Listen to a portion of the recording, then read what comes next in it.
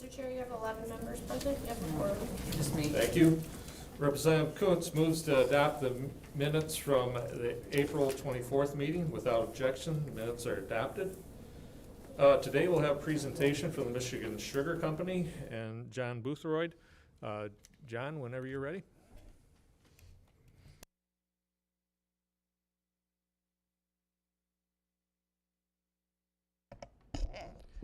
Well, thank you, Chairman Nyer, and members of the committee for inviting me to speak to you today. It is a little, I know I was invited to speak about the sugar industry in Michigan. This is going to be about one company, and that's because one company does represent the entire industry in Michigan. We are a grower-owned cooperative. Anyone who grows sugar beets in Michigan for the purpose of being turned into sugar is a grower owner of our cooperative. And the reason for that is the margins in sugar are very tight. So actually, of the 8 sugar beet companies in the country, all of them are utilize the cooperative model and are owned by their growers. And sugar beet sugar represents about 55% of the sugar made in the United States. So a lot of people don't realize that most of the sugar you've had in your life was sugar beet sugar. So as was mentioned, my name is John Boothroyd. I'm the Director of Government Relations for Michigan Sugar Company. Our company was founded in 1906. We became grower-owned in 2002. And in 2004, Monitor Sugar Company, the only other sugar company in the state, was for sale. Our growers, in combination with the growers from Monitor, bought that company and merged them together, forming the company that we have today. As growers and employees, we're guided by a mission statement, a purpose statement, and a set of values. Our mission statement is to create growth and opportunity. Our purpose is making life sweeter. We do that not just through the product that we make, but through the benefits and wages we pay our employees, as well as the working environment we provide to them, and our work in the communities where we are. And our values, we call it EPIC Plus. It's excellence, pride, integrity, compassion, and trust, and safety. So our company footprint, our headquarters is located in Bay City. We have factories in Bay City, Caro, Croswell, and Sebring.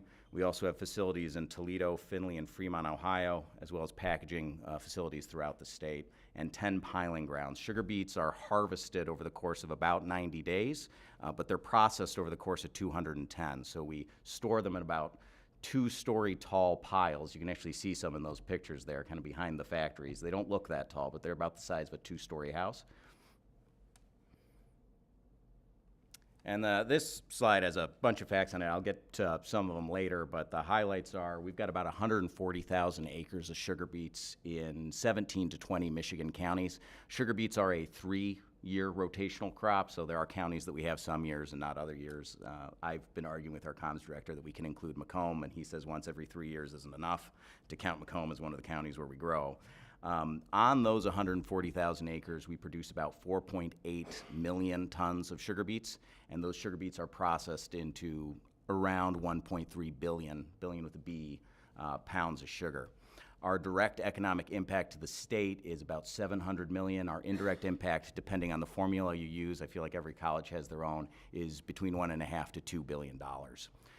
We also have about 57 growers and 7,300 acres in Ontario, Canada. And Huron County, the thumbnail of the thumb, is our largest single county with about 56,000 acres. So sugar's footprint, along the north you can see where all the sugar beet factories are. We are the 3rd largest of 8 sugar beet processing companies in the country. Cane is also produced in the United States, in Louisiana and Florida. You can see Texas there too, but I'll get to that in a minute. The United States imports about 30% of its sugar. There's a misconception that we have a closed market for sugar. The U.S. is actually the 2nd largest importer of sugar in the world. So a significant amount of our sugar comes from overseas, and those are processed in the green facilities that you can see along the coasts. Now, one of the things that we need to get to is updating this map. Because over the past 2 years, we've lost significant sugar production within the United States. Last Tuesday, the Red Factory that you see in the south of California announced its closure, and the Texas industry no longer exists. The Texas industry had been around for about 150 years. The Spreckels factory in California had been around for over 100 years. Those account for thousands of jobs, or hundreds of jobs between the two of them, dozens and dozens of farms that are now going to be sold or go bankrupt. And the reason for that, if you've ever been unfortunate enough to be had to talk to me about agriculture, is we have one of the strongest, best food supply chains to ever exist in the history of the world. And that does not come easy, and you can lose it very quickly. And today we're facing low commodity prices, as well as a safety net, which is governed by the federal Farm Bill, which is now 2 years past due, being redone. The Farm Bill was written in 2018 with 2012 data. The economy has changed remarkably since then. Those combination of factors cause closures. When closures happen, it has a cascading effect on the industry. And sugar is not a commodity that you would want produced overseas. If you walk into a grocery store, about 68% of what's in there has sugar in it. And that's not just food, it's also in medicine, it's in vaccines, it's in cosmetics, and it's there for multiple reasons. It's there because it's a preservative, a natural preservative, it's a texturizer, it's a binding agent, and it's a flavor enhancer. So when you see a sugar-free product, they're not just taking sugar out and putting something else in, they're taking sugar out and putting multiple things into that product to compensate for everything they lose from taking sugar out. So a shortage of sugar or a lack of production of sugar can cause a cascading effect on the industry that can cause shortages throughout the food supply chain. So one of the things I would ask you as you're formulating policy, obviously Farm Bill isn't done here, but state policy has a remarkable effect on farms as well, is to be cognizant of what stakeholders are telling you, to be cognizant of the fact that there are downstream effects of policy, and be cognizant of the fact that farms can go away and we can lose what we have, and we are losing it right now.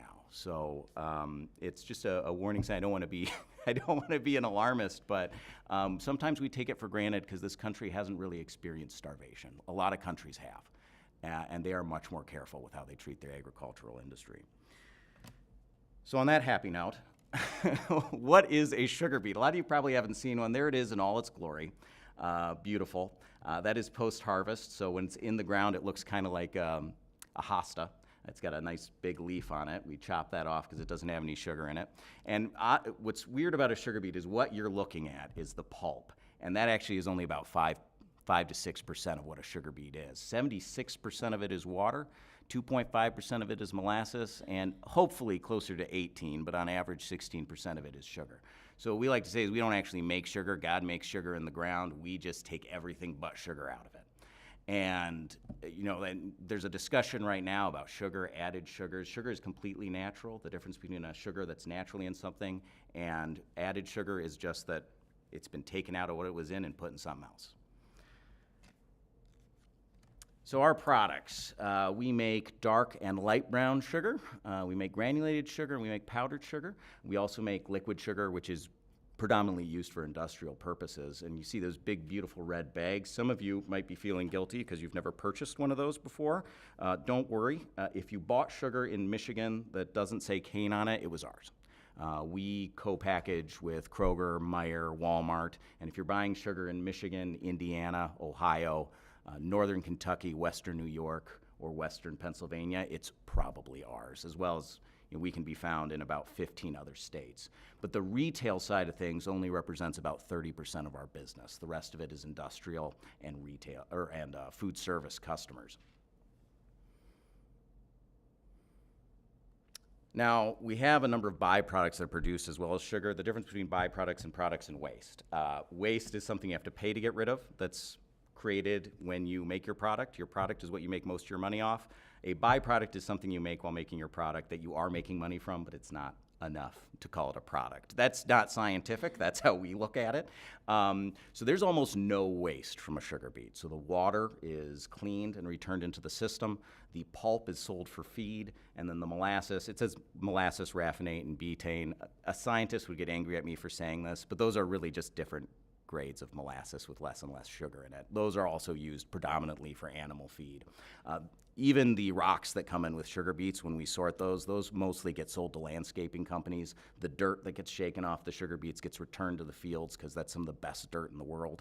And there's almost nothing that goes to a landfill from one of our factories, which is something that we're extremely proud of. In terms of employees, we have over 1,000 year-round employees. Most of those are union-represented manufacturing positions. About 10% of them are corporate employees like myself, and we do matter too. We also employ an additional 1,100 seasonal workers that will work anywhere between 4 weeks to 6 months at our facilities during the peak processing time.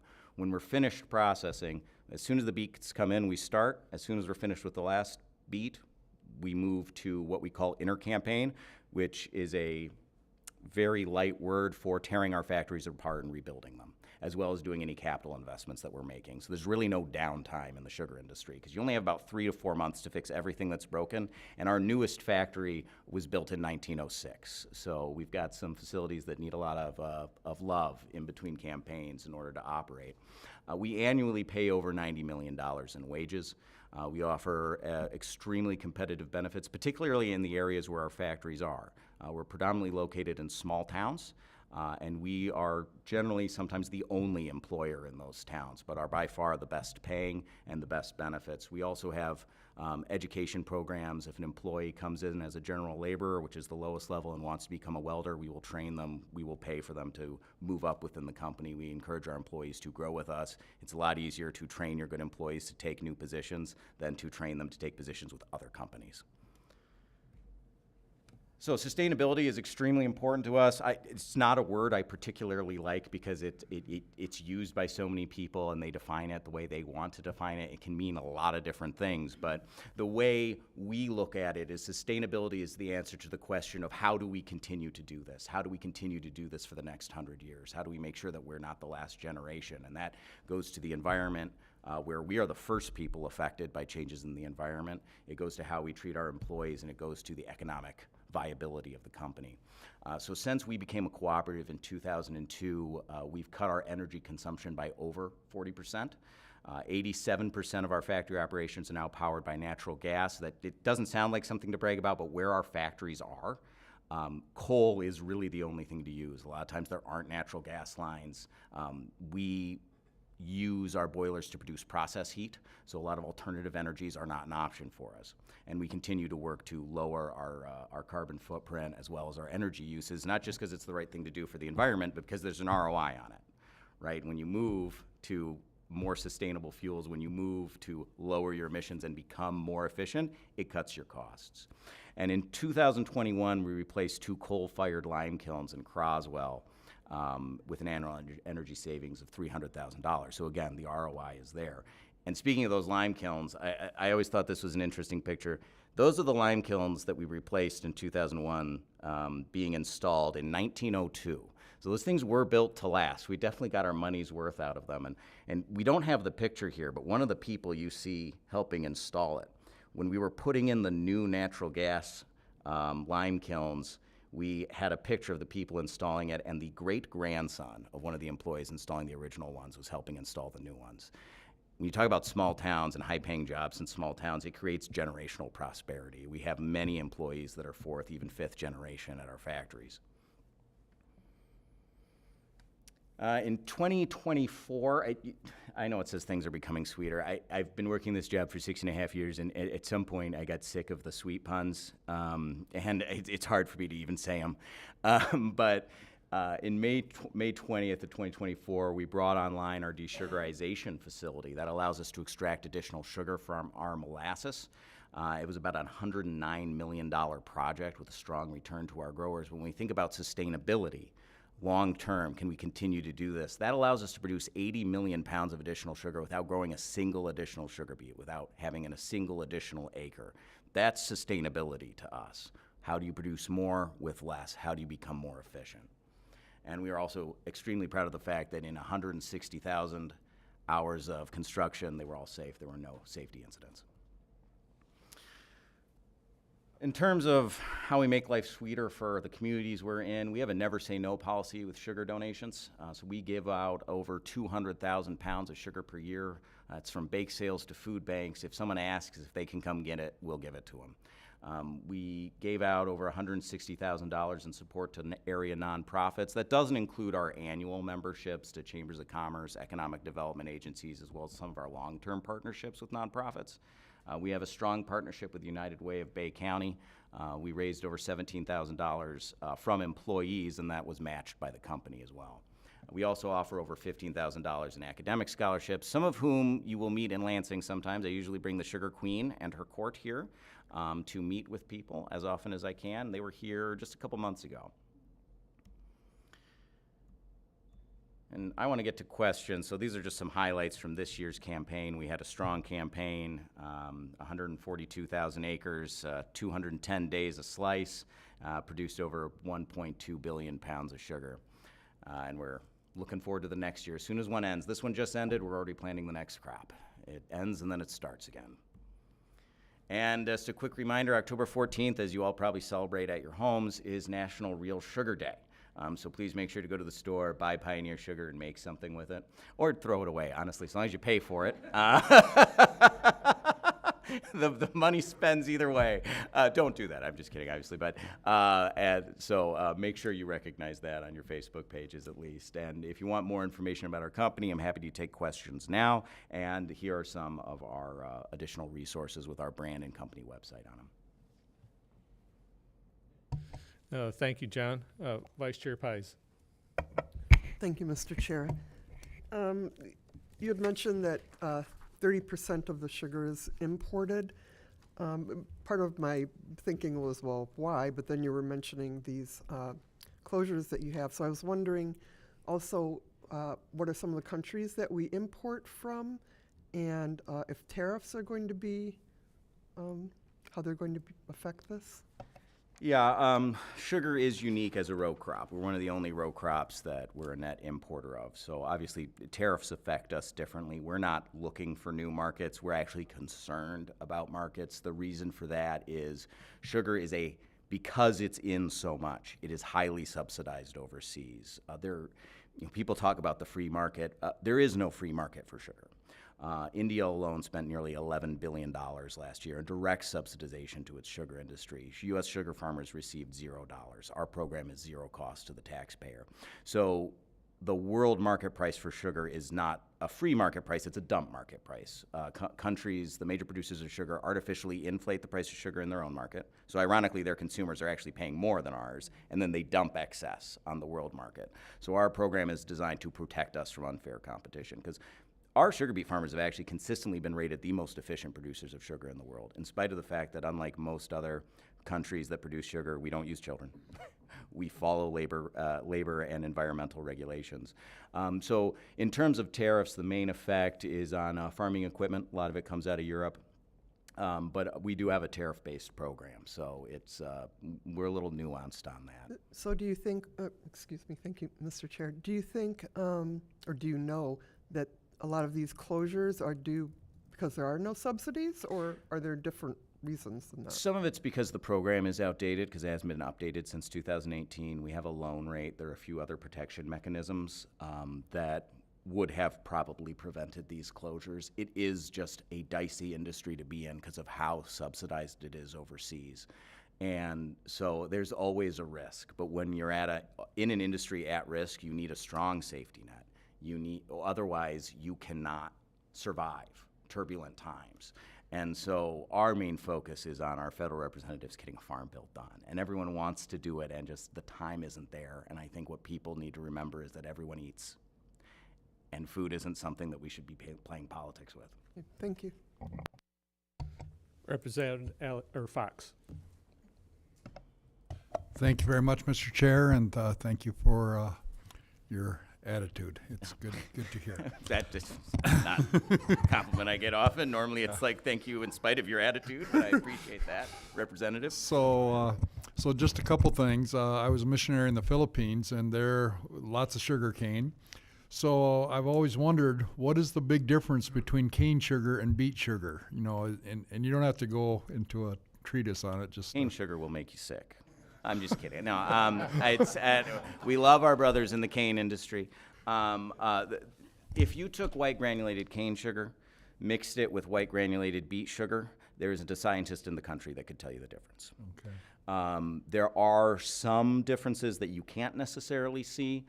If you are vegan or you eat kosher, sometimes cane sugar will put bone char in their sugar for coloring. We don't do that. If you come to one of our factories, it becomes white because we spin it with a little bit of water. It's naturally a white product. So if you're vegan or kosher, please, you're you need to buy beet sugar because it's the only vegan kosher sugar product.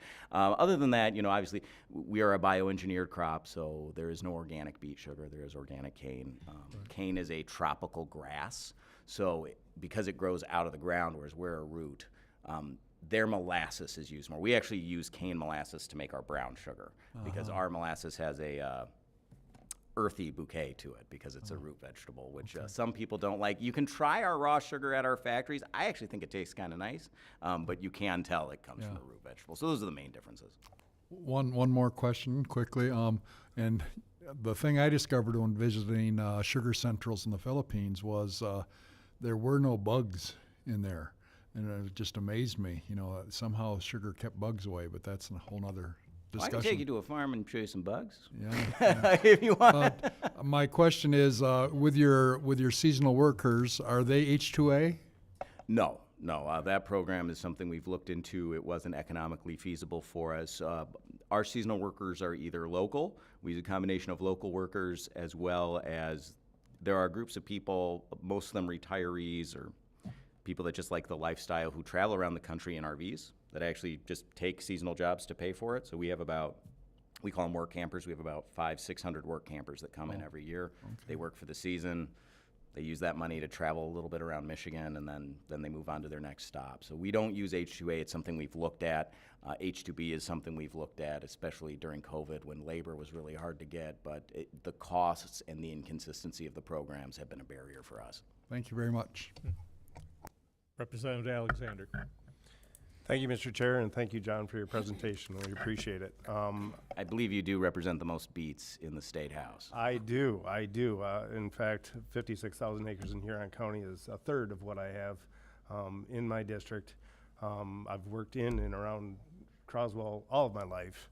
But my question, and I appreciate your mission of growth and opportunity, but I also recognize that God quit creating real estate several thousand years ago. And what kind of an impact the thumb loop will have on the highest producing district in the state with solar and wind and all those mandates that we have to deal with. Yeah, I appreciate the question about a controversial topic. But no, I understand.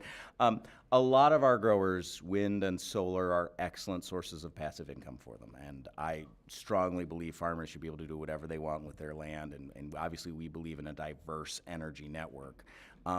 Having said that, the Thumb area and the Saginaw Valley are two of the most fertile places, not just in the United States, but in the world. And I do have concerns about anything that will take farmland out of production. Because when you take farmland out of production, you have less food. And making sure people have food is, I think, one of the basic levels of public policy. So, and farmers in Michigan, this is anecdotal, I'd say on average, most of them own between 30 and 50% of their land and they're renting the rest. So I did talk to a grower who has a 1,000-acre farm. He was talked to by one of his landlords. He's losing 100 acres this year to a solar farm, 100 acres the following year to a solar farm.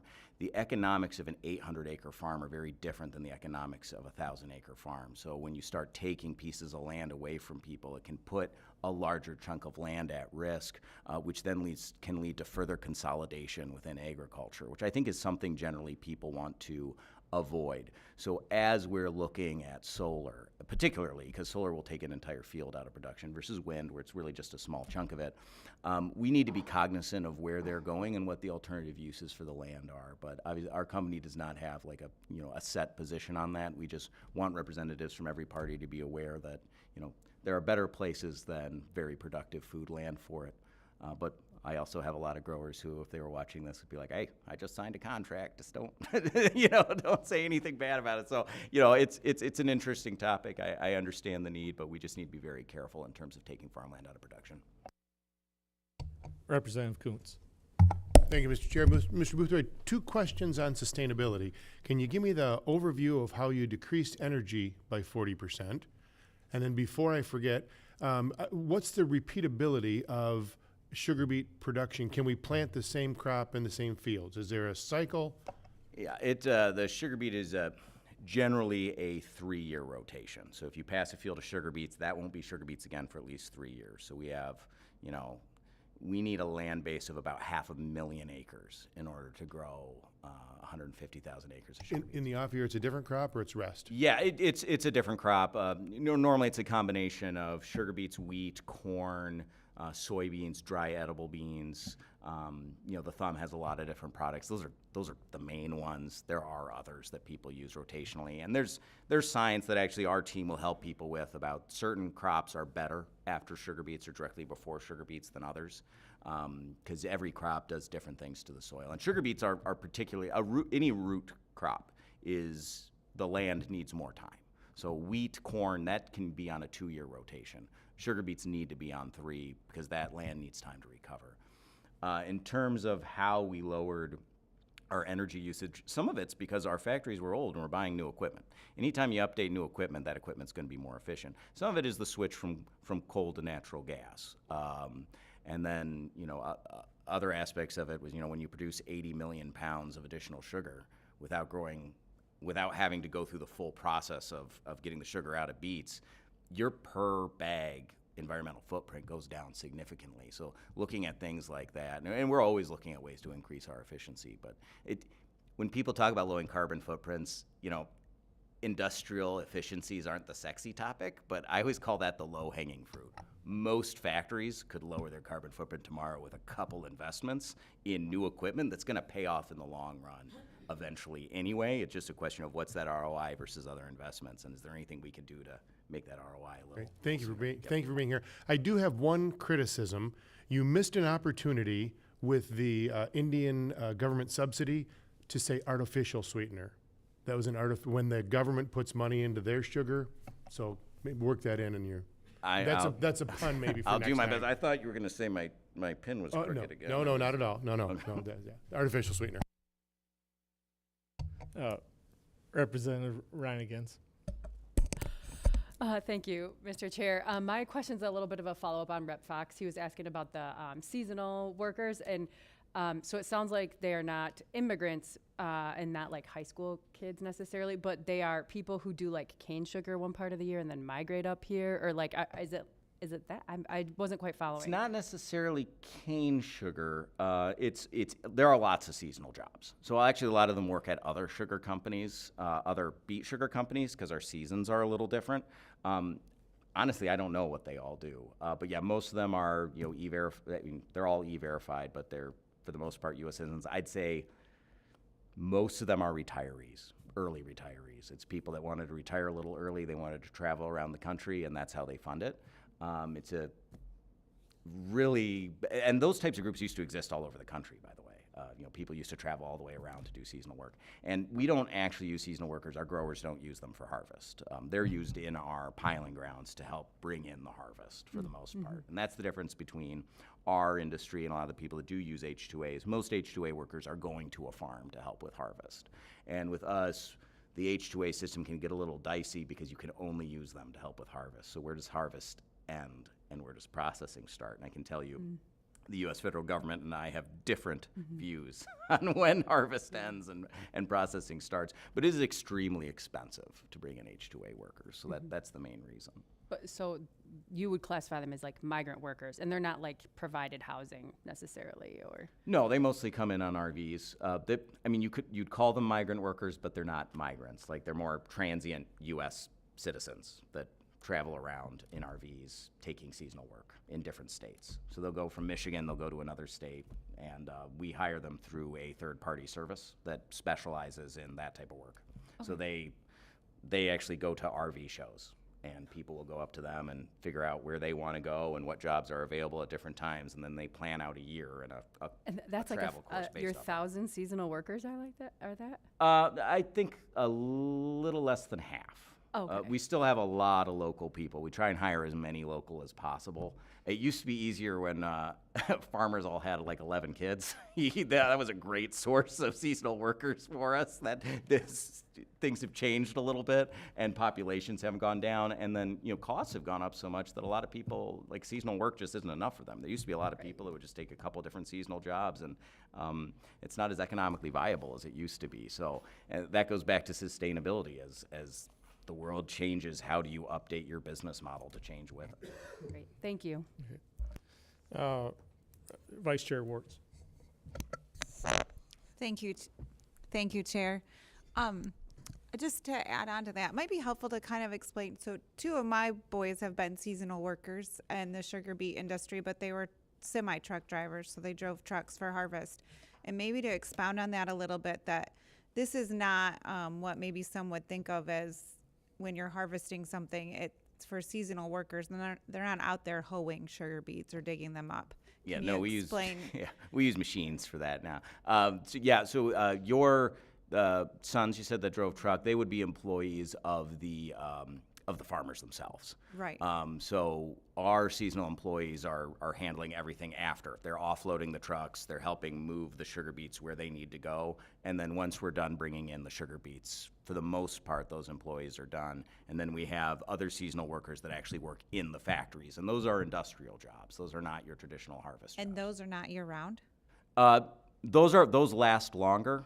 But no. And now if someone does want a year-round job, that's really the pathway in, and we're always hiring. So that is, a lot of people go from seasonal to full-time if that's what they want. Do an entry-level full-time, then they can go anywhere from there. Okay, thank you. One more, just my real question, sorry. So there's been a lot of shift in our last probably 20, 30 years in this country to go from sugar to corn syrup. And we've seen a lot of then marketing that's occurred with high fructose corn syrup, but there's still corn syrup. Can you speak to, has that affected your industry, and have you guys taken any market share back? Have you been able to reclaim any of that, as there's been a shift now, it seems like, back to using sugar or more less processed, I guess I would say, products for sweetener? Yeah, I think it's hard to say, because we are a deficit market for sugar. Even with losing, it was predominantly the pop industry that really adopted high fructose corn syrup. And I know there are corn growers that are my owners, and there are corn growers in the room and farm bureaus behind me, so I'm not gonna say anything bad about high fructose corn syrup. I don't know the science behind it, behind the difference. What I will say is that we're not sugar pushers. I believe that, and we firmly believe that there's a sweet spot in everyone's diet for sugar. And I know I said I wouldn't use any sweet puns, and it just came out. And it's a necessary part of the diet. It's a necessary ingredient. A lot of the alternatives are not better for you. They're worse for you. And there's this knee-jerk reaction that a lot of people have to find a silver bullet for health. And what I tell my kids is eat a little bit of everything and go outside and play. Live an active lifestyle and eat a balanced diet, and that's the key. And I think we saw this 30, 40 years ago when everyone focused on fat. Focusing on one ingredient generally harms health outcomes. So, sugar is a necessary ingredient. It's a necessary thing for people to consume. It's also something people do sometimes need to be careful with, depending on what their lifestyle is like. So, and then alternative sweeteners have their own set of issues. Whether it be high fructose corn syrup or stevia. And a lot of those alternative sweeteners were created in a lab. Ours is created in the ground, and it's in everything we eat naturally. So we encourage people to have an open mind in terms of health, and to understand that when someone comes to you and tells you that there is one reason people are unhealthy, whatever the reason is, they're wrong. There are a lot of reasons, and you don't need to demonize one ingredient over another. Okay. Last question, quick. Vice Chair Pies. Thank you, Mr. Chair, and I tend to be a little verbose. To follow I have up the on same problem, I'm sorry. To follow up on, Rep. Reingen's questioning about seasonal workers, I actually know somebody who, they're retired, a couple, and they have their RV, and they go around the country and on some occasions, they've decided to do seasonal work at like a national park. So it helps pay a little bit. They're in a beautiful location, whatever. So, yeah, there's a lot of retirees out there doing these Are they things. looking for work? They were then. September is a great time to be in But Michigan. sugar beet is beautiful. But this is a kind of a mundane question, I guess, about shelf life. I'd heard that confectioner sugar or powder sugar is just good forever, but that there's a shelf life deadline, I guess, for other sugars. And also, if you could explain your PIN when you're finished. You'd I can't see what it is, and you referred to it. I put the pins on and then I figure out what they are later. So the shelf life, sugar is a preservative. We do have to put a shelf. I believe if you look at a bag of sugar, it will tell you 1 year. It will really just harden, but it can be broken up. So I gotta be careful what I'm legally allowed to say. My understanding is I am not aware of a period where sugar will actually go bad. And the difference between powdered and the standard granulated, outside of it being pulverized, is we put a little bit of cornstarch in there, and that's what keeps it from sticking together. Oh, okay, thank you. And your PIN is, what does it look like? It's just it's Michigan, and it's got the Michigan flag on Michigan. So a lot of times I wear my sugar beet. I couldn't find it this morning, and I live in Midland, so I needed to get out of the house. So I threw Michigan on. I was hoping that would work for you guys as well. Thank you. Okay. Seeing no more questions, John, thank you for your time and explaining the industry. You still owe me a tie, please.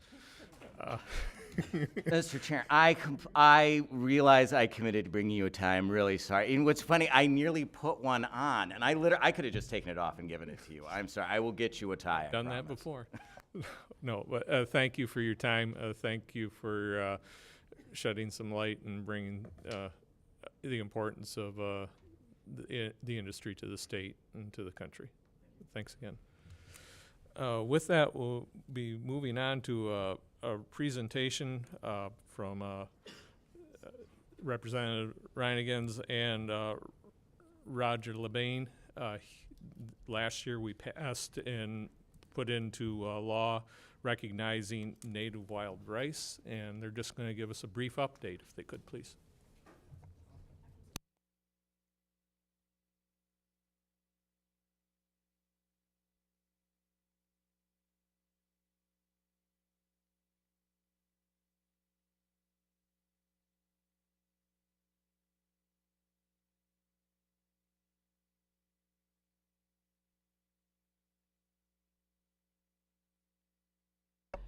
Thank you so much, Mr. Chair. I hadn't realized I would have the opportunity to join Elder LeBen here. I really am mostly interested in hearing from him to tell us about Manoomin and the stewardship guide that the Michigan Wild Rice Initiative has published. And we gave a handout to everybody that is the cover a little bit on the inside, and then on the back there's a link that describes where you can download this. It is about 100 pages, so that's why we didn't print copies for everybody. But now let's hear from Elder LeBen. Good morning, and thank you for the invitation. And before I start, I want to say, Chi Miigwech, which is thank you for the support that you've done in enabling the Michigan Wild Rice Initiative to do education and outreach and actually improve their restoration efforts through a lot of things. And one of the things that was accomplished was a couple of years ago when the Manoomin bill was passed. It enabled us to move forward.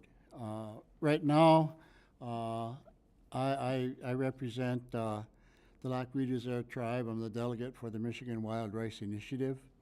And my responsibility at home is the restoration of wild rice on our homelands or our ceded territories, not our trust or reservation property, because we don't have any waters within our reservation boundaries. But what I wanted to come here today to talk to you about is the Wild Rice Initiative and the Stewardship Guide. It's strong work or continuation of work of the effort of when it was organized in 2017. The success of the Michigan Wild Rice Initiative has only been so because of the in-kind services of the tribal communities and the in-kind services of the state organizations like Eagle, the DNR. But in order for us to meet and get where we are today, we had to meet on a quarterly basis. And right now, we actually applied for an EPA grant through the Environmental Justice Department that was a grant for $3 million that was going to cover for 3 years to assist the tribes of Michigan to move forward with the implementation of the Stewardship Guide. And in the guide, it lays out a lot of the things that are concerns to the tribe and what needs to be done to bring back the wild rice. And I appreciate that the Agriculture Committee presented the Manoomin bill, because it is a resource. But one of the things is that the tribal's intent in their restoration efforts was not to make it a commodity crop. And so like right now, as we're moving forward, after the passage of the Manoomin bill, my trip here today to talk to the representatives was to see what would be required for the initiative to become a formally recognized organization or committee to be placed within a department of the state government. Because the grant that we applied for is on hold, it's being withdrawn, and I encourage you to to talk to the Hill to release those funds, especially to the tribes for this and other grants that are being awarded to the tribes or granted to the tribe. We have several of them. One of them is the grant, the EPA grant. But I would like to know where the initiative could be put as a formally recognized part so that it could be funded. Like right now, it would have been great if I could have printed a copy of this for all of you. On my trip down, I did secure 4 copies. That cost me $277 to make those 4 copies because it's a 122-page document. There is nothing in our initiative to do that. There are no funds other than in-kind services. And so we do need support, and it would be very beneficial if the initiative could be placed as a recognized sub-department or subcommittee of a department. And the preference is that we be placed with the DNR, which is a protector of the natural resources. And we still need the Department of Agriculture, NORAD, to assist us in some of the things that are in a document, like labeling of wild rice so that it's not confused with cultivated or GMO rice in the state of Michigan. There are other things about trying to keep the genetic genome of the native wild rice as it is in Michigan today and not to be altered and to be protected. So with the passage of the bill, some of these things also need a little bit of work. And when the day that Carrie and I went into the signing of the bill, I told the governor that, my work now has only begun, even though that I was fighting for over 2 decades to get that status, because it's been that much. And so the tribes are looking forward to doing that. And this document was drafted with you in mind. It was to be hand carried to each and every one of you. So the first part of this document is an introduction to Manoomin and why it is so important to the indigenous people of the state of Michigan, and why it's such a keystone species. Even Western science calls it a keystone species because it's so important to the wetlands and to the habitat. And you know, you can talk to the riparian owners of lakes where Manoomin no longer exists in the amount that it used to be, and the waterfowl, the sports recreation and everything else has been replaced with jet skis and wake boats and a lot of other things. You know, those things need to be considered as a threat to Manoomin. High water, a lot of other things can be done. But the first part of that document, again, is to introduce you to Manoomin, its spiritual importance, its cultural importance, to the indigenous tribes. And then the second half of the document includes some of our neighboring states that do have regulations. So we are looking forward to working with hopefully the tribal liaison right now. It would be very, very important to the tribes to address some of the issues in this document that they could be, you know, addressing, and will address some of these things. And we'll be working with each and every one of you as these recommendations from the initiative are being proposed to you. With that, thank you. Thank you for the update. And yeah, the work begins after the bill gets started. We hope we can find an agency that can help support it there and get the funding from the feds to continue this. I'd be interested in seeing what other states are doing and the type of legislation and support that we could help further this cause.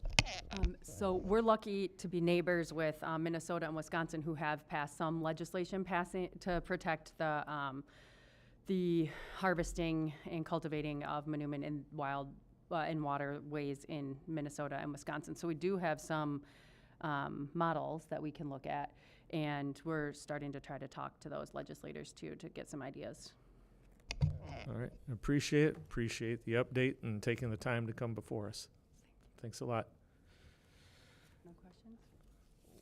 With that, not having any other activities before the committee, Representative Pavlo moves to excuse all absent members. No objection, motion prevails. Being no further business before the committee is adjourned.